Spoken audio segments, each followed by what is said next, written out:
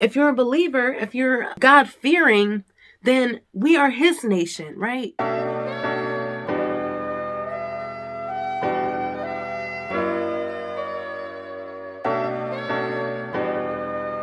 Hello, my beautiful queens. Thank you so much for tuning in for another video. If you're new here, welcome. My name is Maggie and I do all types of self-care videos. So if that's something you may be interested in, please stick around by hitting that subscribe button so that you never miss another upload. So I wanted to jump in this week. I usually have my Bible studies on Sunday, but I was just super busy yesterday. I just end up really just doing my own personal, Bible study, but I just feel like I haven't talked to you guys all week. I feel like I haven't added any real spiritual care on my channel. So that's what today's video is going to be about. Just going to be a little bit of Bible study on God's promise to us.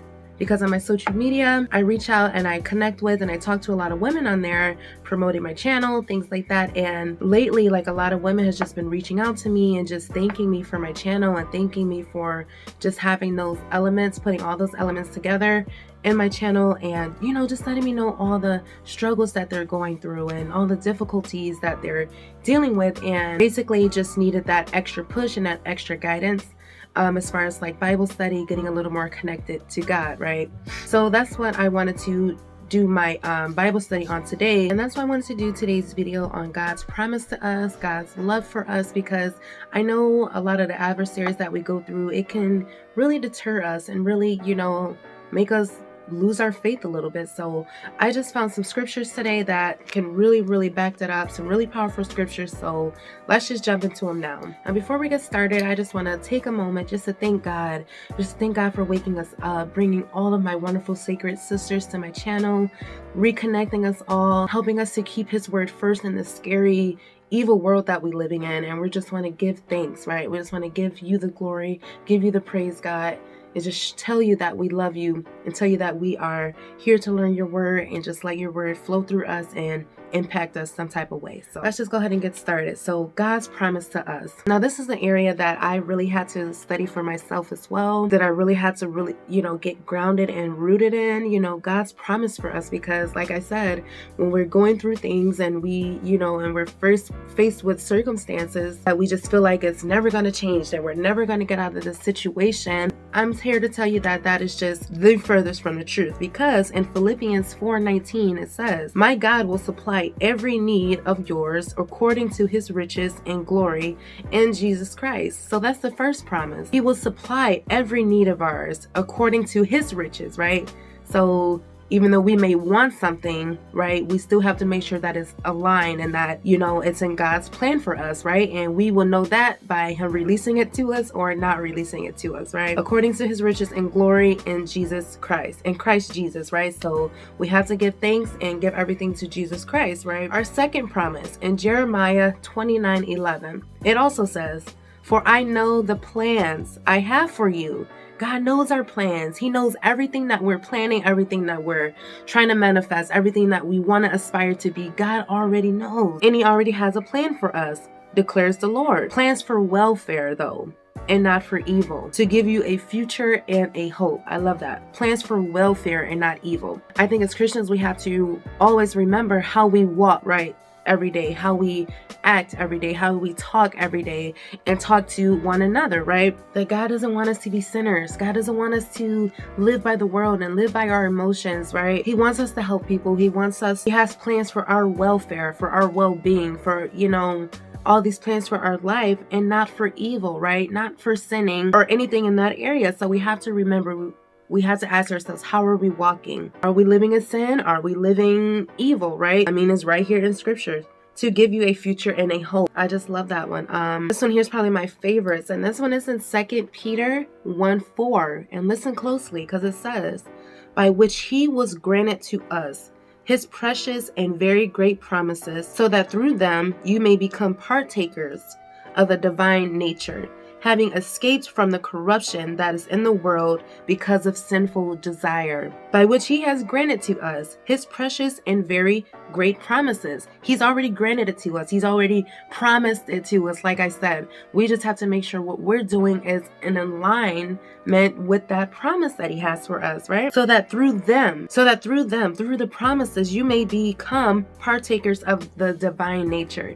We must become partakers of Jesus Christ. We must become partakers of living righteously and living without sin of the divine nature, having escaped from the corruption, having escaped, right? Because it's not going away anytime soon. But God always has an escape plan for us, right? Having escaped from the corruption that is in the world because of sinful desire. Just think of all the sins that are normalized these days, right? Or we just don't even bat an eye anymore. Marriages all exploited, and wives are all exploited, and the way people are in their relationships and their marriage, and how people live on an everyday basis, how people just steal and kill, and we don't even bat an eye anymore, and it's really, really unfortunate. Again, God always gives us that escape plan from the corruption that is in the world because of sinful desire. So I really thought that was very important. And sis, I really want you to really take these scriptures for face value, because the sooner that we realize and the sooner that we expect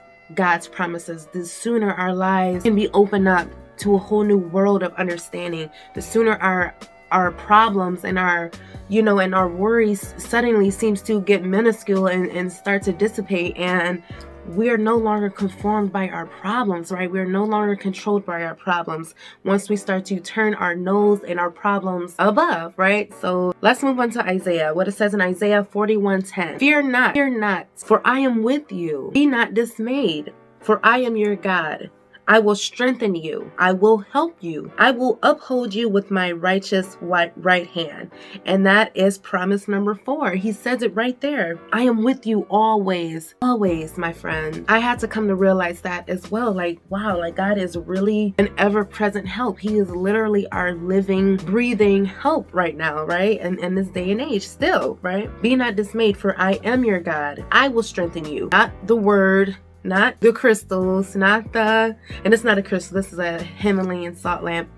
Not the tarot cards. Like, no, God says, I will strengthen you. I will help you, right? Not your friends, not your mother. I will help you, and I will strengthen you, and I will uphold you.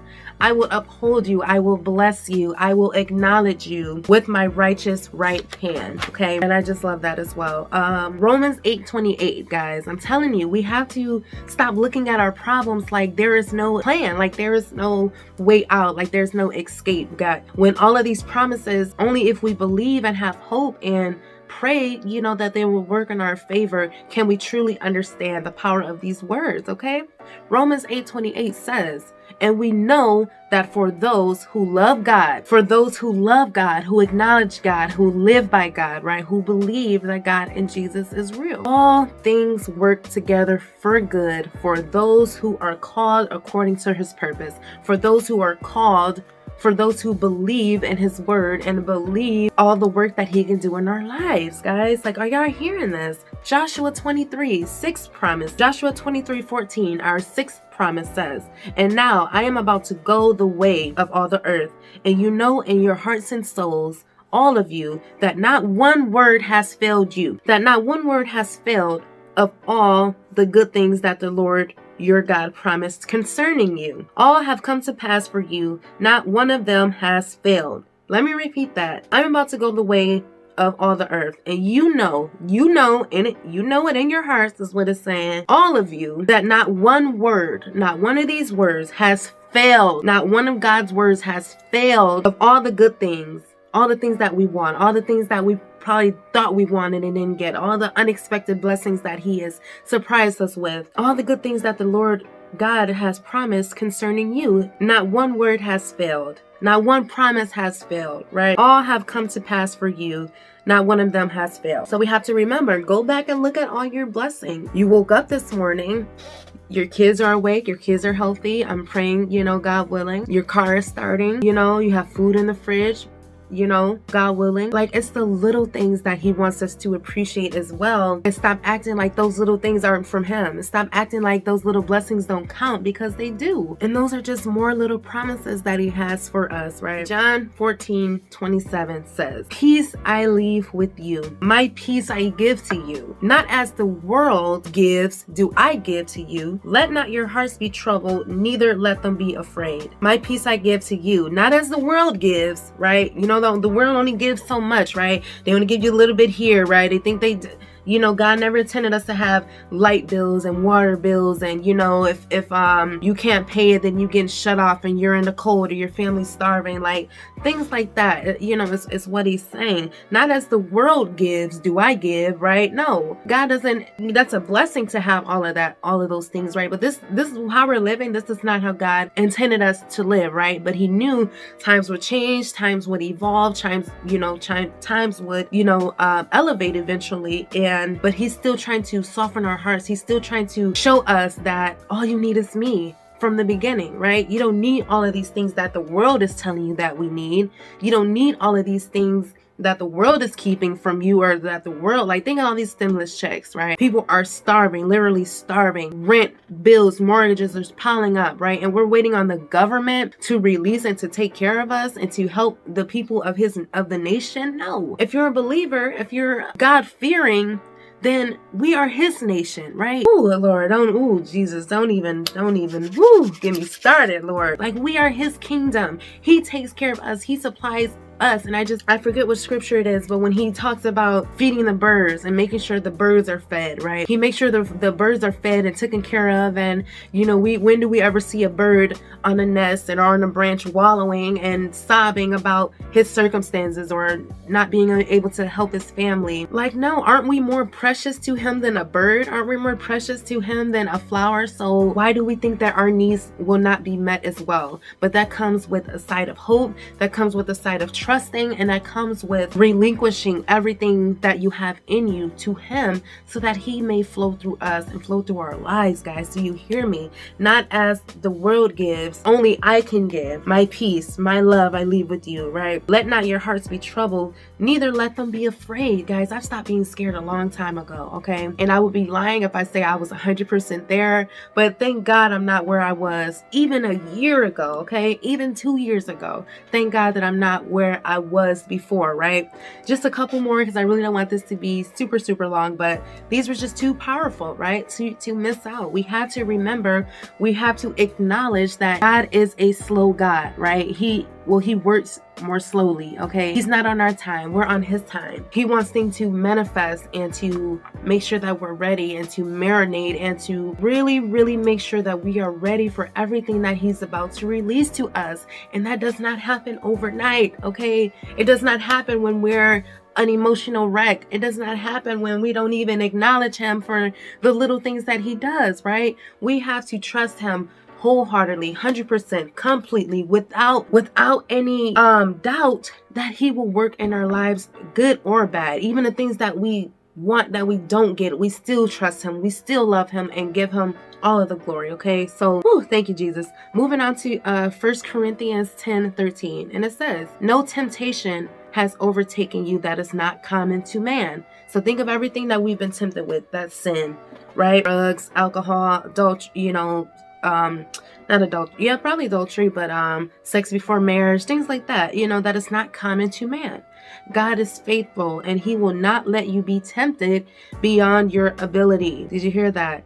He will not let you be tempted beyond your ability, right? But with the temptation, he will also provide the way of escape. And I just say that you may be able to endure it. But he's saying with all the temptations of the world, we can still overcome it. We can still turn the other cheek. We can still say, no, this is not how God intended me to live. This will not be okay in the eyes of the Lord. And we really have to start saying no and putting God first, putting God's word and what we know to be true, right? And his work, we need to start putting that first. He will not let you be tempted beyond your ability. So it's saying any temptation that's coming upon us, any sin that we're thinking of that that is not okay in his eyes, he's saying it will not go beyond our ability. So he's saying a temptation so good, right? Like, say drugs, right? A temptation, you're tempted to be a part of that. What a lot of people don't realize is he's saying that it shouldn't be that powerful that you do it, right? It shouldn't be so powerful that it overtakes you, because with that temptation, he will also provide the way of escape. So no temptation should be strong enough to make you do it, right? That temptation should not be strong enough to make you cheat or to make you have that drink after you've been sober, or There's always been that escape. There's always a way out. That's why I'm saying you have to start saying no, and you have to start putting your foot down for whatever it is, because the enemy will test you in any way, shape, and form that he can, right? All right, my sisters, only 2 more, okay? So in James 1:5, it says, if any of you lacks wisdom, let him ask God, who gives generously to all without reproach, and it will be given to him. So if any of us lack wisdom, if any of us just have no clue where to start, or don't even know where to begin in the Bible, or about Jesus, or about God, or, or about the wisdom of life, of love, of peace, right? If any of us lacks wisdom, let us ask God, okay? And I wrote God in capital letters. Let us ask God, not our mother, not our best friend, not a, counsel. I mean, I really think therapy is okay. I mean, some people just need somebody to talk to. But what better therapist than Jesus? What better therapy than the God? And then you get to save your coin. He gives generously. He gives without reproach, meaning it's free. His word and his wisdom is free. Why wouldn't I want that first? Okay, like, it just kills me. And it will be given to us freely, without reproach, without condemnation. It will be released and given to us. Okay, so please remember that. And last but not least, 2 Peter 3:9, it says, the Lord is not slow to fulfill his promise, as some count slowness, but is patient toward you, not wishing that any should perish, but that all should reach repentance. So the Lord is not slow to fulfill his promise. Some of us may think it's slowness, is what it's saying. This is just biblical terms. But he's saying us humans, us fleshly, worldly people may think it's slowness, or it's taking too long, or whatever. But God is patient toward you. God is patient towards us. So why can't we be patient with him? Because his end goal right here says, not wishing that any should perish, like the devil. The devil is wishing that we die. The devil is wishing that we are hurt and injured, and that we're sick, and that we're stuck, right? That's what the devil wants, right? But not wishing that any should perish. But God says, but that all should reach repentance, so that we can all reach a state of repentance. We can all reach a place of, God, I relinquish my love and myself to you. We can all reach that place of repentance and starting over and giving our glories and our lives and everything to God, so that his promises can start to relinquish and flow into our lives. But we're not on our time, okay? And the sooner we remember that, the sooner we hold fast to that, right? And not beat ourselves up, because of the timeline. We just have to keep God first. Remember all of his promises. Study up on it. Renew your mind. If you start to get discouraged again, look up all those great scriptures. Go rewind my video, stamp my videos, whatever you have to do to look up some of these scriptures to get that encouragement and to get that discipline back down inside, to let us know, okay, I'm in my waiting period, right? I'm in my growing and my harvesting period, right? Where crops are growing, right? Doesn't grow overnight. No, we're in our waiting period so that our harvest may come and flourish and and just overtake our lives. Okay, so I really hope that was helpful. I really hope that was powerful. I love you ladies so much. Thank you so much for being a part of my circle, for being a part of that light of the world that God wants us to be so badly, right? And what is so badly needed these days, right? So I love you ladies, and yeah, I will see you in my next video. Bye.